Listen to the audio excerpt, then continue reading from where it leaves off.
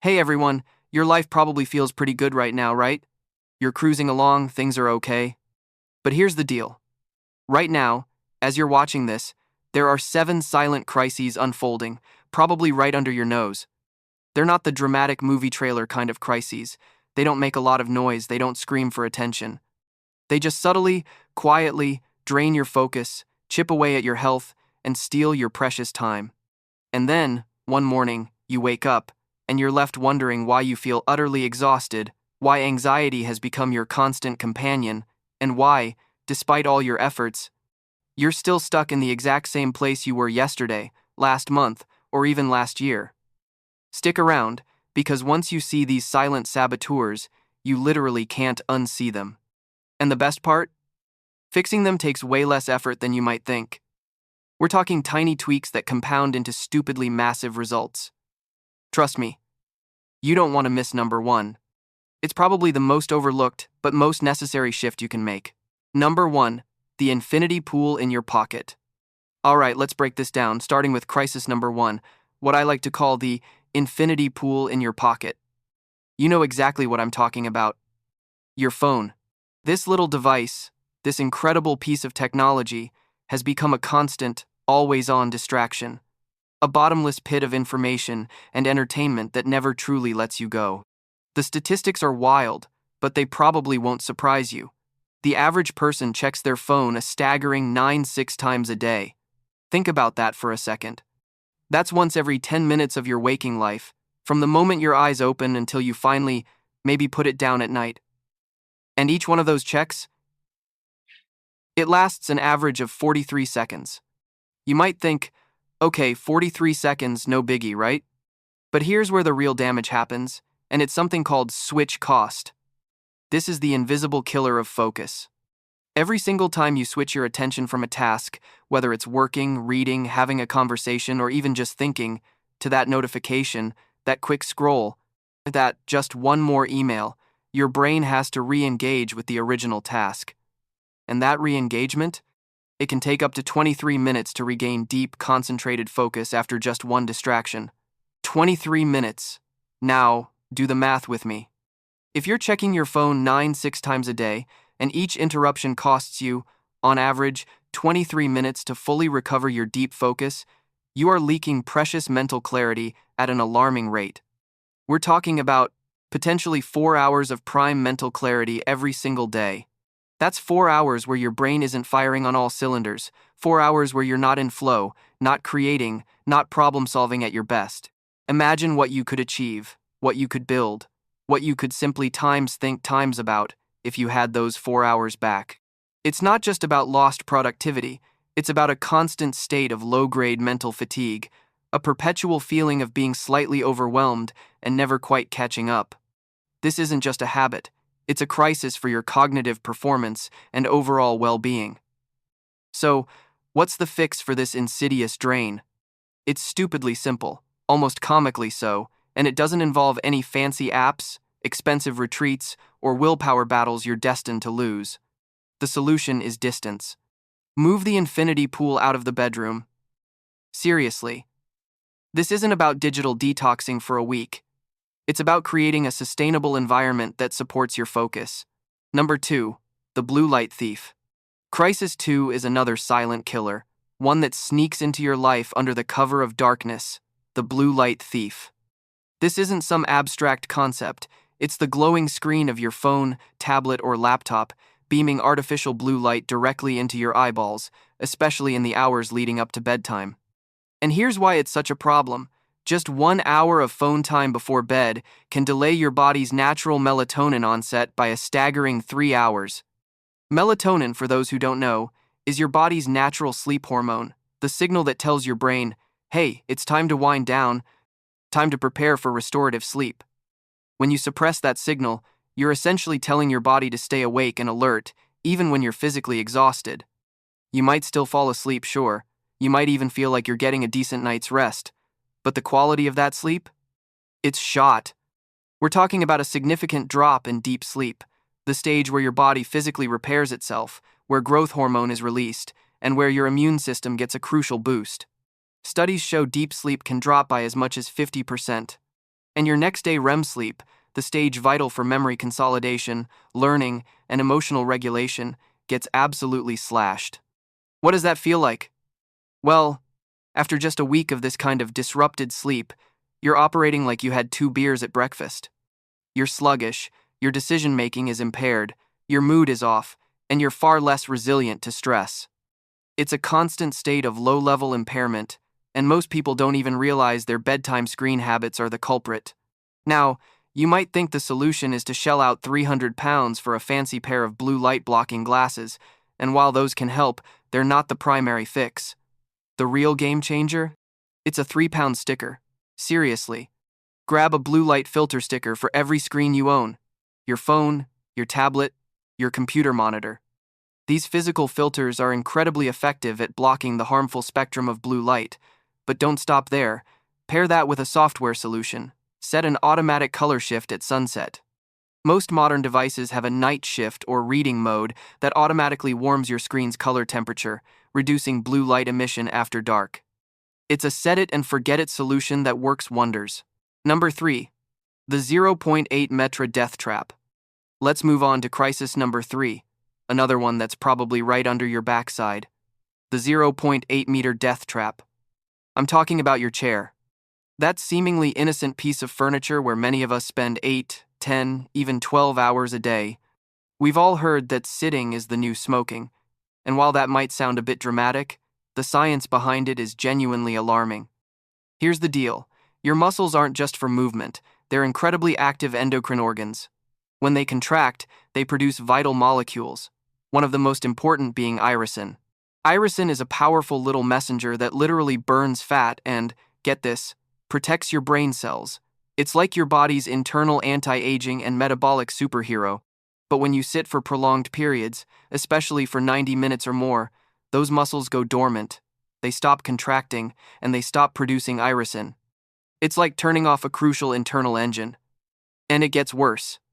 After just 90 minutes of continuous sitting, the activity of lipoprotein lipase, LPL, in your body drops by a staggering 90%. LPL is an enzyme responsible for breaking down fats in your bloodstream. When its activity plummets, your bloodstream essentially turns into sludge.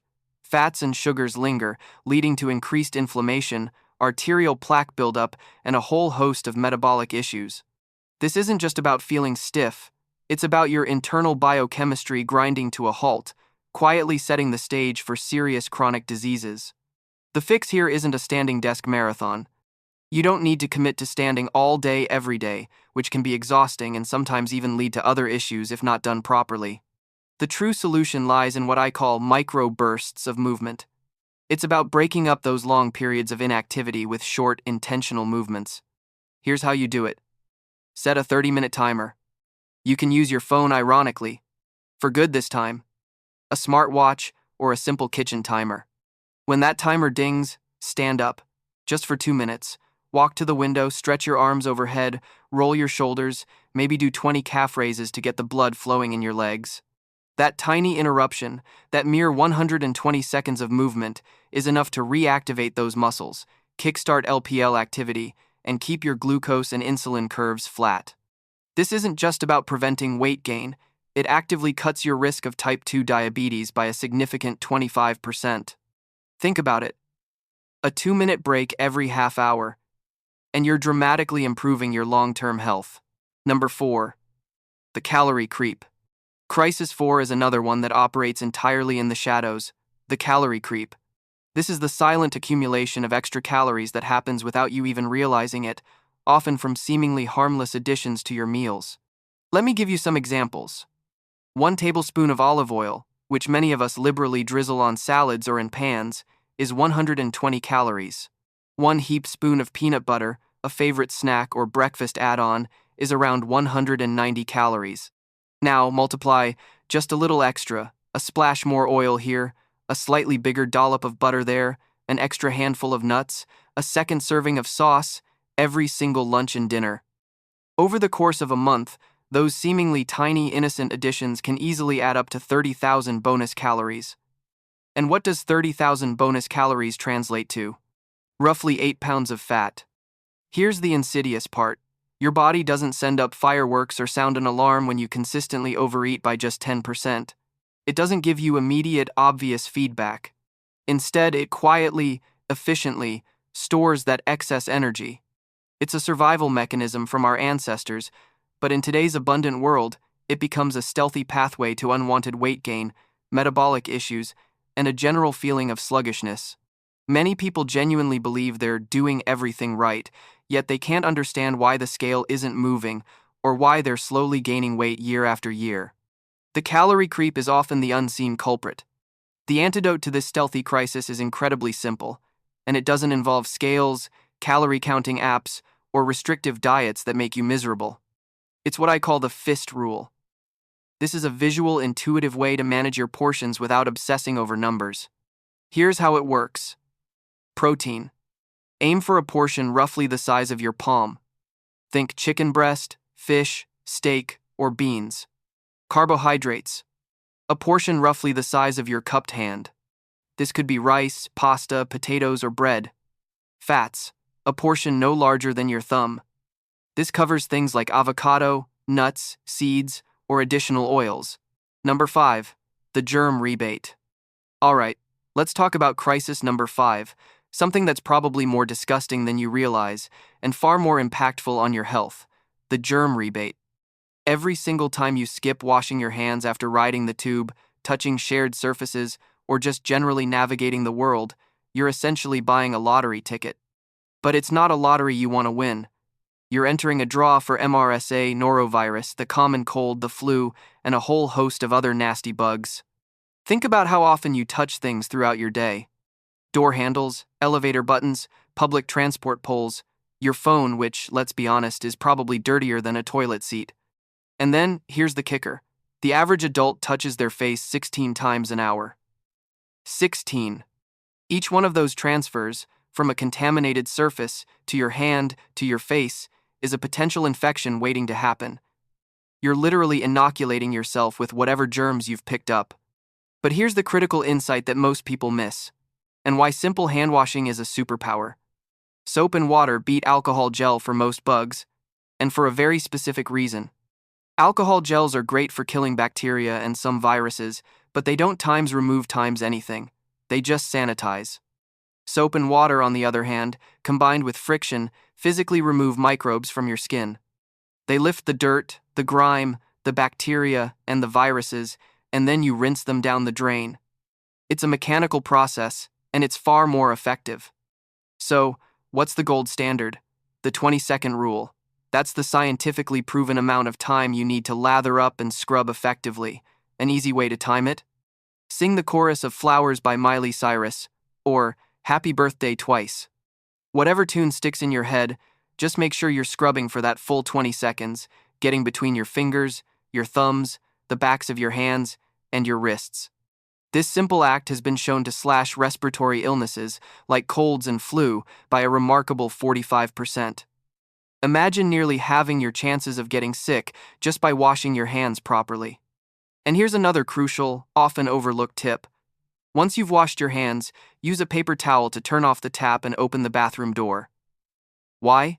Because those taps and door handles are often the first things contaminated times after times someone has used the facilities, but times before times they've washed their hands. If you touch them with your freshly cleaned hands, you instantly recontaminate yourself. It sounds neurotic, perhaps, but it's a simple, effective barrier. Number 6, the routine quake. Crisis 6 is something many of us unknowingly inflict upon ourselves, often with the best intentions. The routine quake. We live in a world that often glorifies hustle and flexibility, but our bodies and minds crave consistency. Think about it. If you shift your bedtime by just 90 minutes for only 1 week, say, you stay up late a few nights, then try to catch up on the weekend, your body's delicate cortisol rhythm goes completely out of whack. Cortisol, your primary stress hormone, starts spiking at the wrong times, leading to increased anxiety, difficulty focusing, and a significant drop in executive function. That's your brain's ability to plan, prioritize, and manage tasks. It's like trying to navigate a complex spreadsheet with half your brain tied behind your back. Jet lag isn't just for holidays and long-haul flights, it's every time you doom scroll past midnight, every time you burn the candle at both ends, every time your internal clock gets jostled. Your body doesn't distinguish between a flight to Tokyo and a chaotic week of late nights and early mornings. The physiological response is similar. Your circadian rhythm, the internal clock that regulates everything from sleep-wake cycles to hormone release, gets thrown into disarray. This chronic disruption doesn't just make you tired, it can profoundly impact your mood, your metabolism, and your resilience to stress. The stabilizer, the anchor in this sea of potential chaos, is the concept of anchor events. These are two immovable daily pillars that you protect like a billionaire protects his calendar. For most people, these are your wake-up time and one consistent meal time, usually lunch or dinner. The key is to lock these two events down, regardless of what else is happening. Everything else in your day, your workout, your other meals, your work schedule, can flex around these anchors. They provide a predictable rhythm that allows your body to regulate its hormones, digestion, and energy levels. When my daughter was born, as you can imagine, sleep was an absolute chaos. Nightly interruptions were the norm, and trying to maintain a perfect, consistent schedule was simply impossible, but I fiercely protected my 7 a.m. wake-up time and my 1 p.m. lunch. Even if I'd had a terrible night's sleep, I was up at 7. Even if I was swamped, lunch was at 1. And you know what? Despite the nightly chaos, my Whoop recovery score, which measures physiological recovery, stayed consistently above 70%. That's a testament to the power of anchors. They don't eliminate the storms, but they help you weather them. Number 7, the whisper symptoms. Finally, we arrive at crisis number 7, perhaps the most critical and easily overlooked of them all, the whisper symptoms. These are the subtle, often benign-seeming signals your body sends before things escalate. We're talking about that tiny neck lymph node that feels like a pea when you touch it, but you dismiss it as nothing. Or a new pattern of waking up at 3 a.m. for a bathroom trip that wasn't there last year, which you attribute to getting older. Or a bruise that lingers for weeks, far longer than it should, but you just figure you bumped into something. Google, and even sometimes well-meaning friends, will often call these benign. And many times, they are. But here's the crucial distinction. These whispers are your body's equivalent of a Slack message. It's a low-priority alert, a gentle ping, before it escalates to an urgent email, or worse, a full-blown emergency meeting. Your body is incredibly intelligent, and it's constantly sending you feedback. The problem is, we've become so adept at ignoring it, at rationalizing away anything that doesn't scream for immediate attention. My rule for these whisper symptoms is simple, but it requires diligent self-awareness. Anything new, anything that wasn't there before, and anything that lasts for 2 weeks, gets logged. And I mean logged. Take a photo if it's visible. Note the exact date you first noticed it, and track any changes. This isn't about panicking. It's about gathering objective data. Because if that symptom is still there, at 14 days, with no clear explanation. Why the 14-day rule? Because many minor issues resolve themselves within that time frame. But if something persists, it warrants a professional look. This small, proactive step can be a literal lifesaver. Let me give you a stark example. Early-stage thyroid cancer, when caught early, has a 5-year survival rate of 98%. 98%. But if it's allowed to progress to a late stage, that survival rate plummets to a grim 55%. That's a massive difference, and often, the only thing separating those two outcomes is an early whisper and someone paying attention. It's 10 minutes of potentially awkward questions with your doctor versus years of your life, years with your family, years of pursuing your passions. There's no contest. We often avoid these conversations out of fear or out of a desire not to bother the doctor or because we're convinced it's nothing. But empowering yourself with information, with documentation, and with the courage to make that call is one of the most important things you can do for your long-term health. Listen to your body's whispers. They're trying to tell you something important.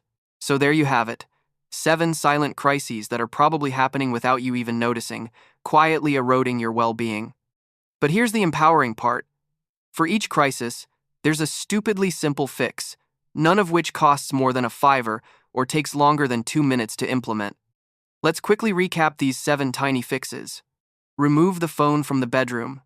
Get that $10 alarm clock and plug your phone in the kitchen. blue light filter plus wind down. Stick those $3 filters on your screens and implement a 30-minute screen-free buffer before bed. Stand every 30 minutes, set a timer, get up, move for 2 minutes. Your muscles and metabolism will thank you. Fist-size portions. Use the fist rule, eat slowly, and stop when you're 80% full. Proper hand wash. 20 seconds with soap and water, use a paper towel to turn off the tap. Anchor events. Lock down your wake-up time and one meal. Protect them fiercely. Log new symptoms. Anything new that lasts 2 weeks, document it, and if it persists, call your GP. None of these requires a massive overhaul of your life. None of them demand heroic willpower. They are all small, actionable changes. Tiny habits that you can stack one on top of the other. Pick just one today, master it. Then, next week, add another. In a month, you'll look back and realize something profound. The crisis you were heading towards never happened. Why? Because you caught it. You addressed it. You disarmed it before it even had a chance to whisper. You'll unlock sharper focus, deeper, more restorative sleep, steadier energy throughout your day, and a body that quietly, resiliently becomes bulletproof. It's time to take back control, one tiny tweak at a time.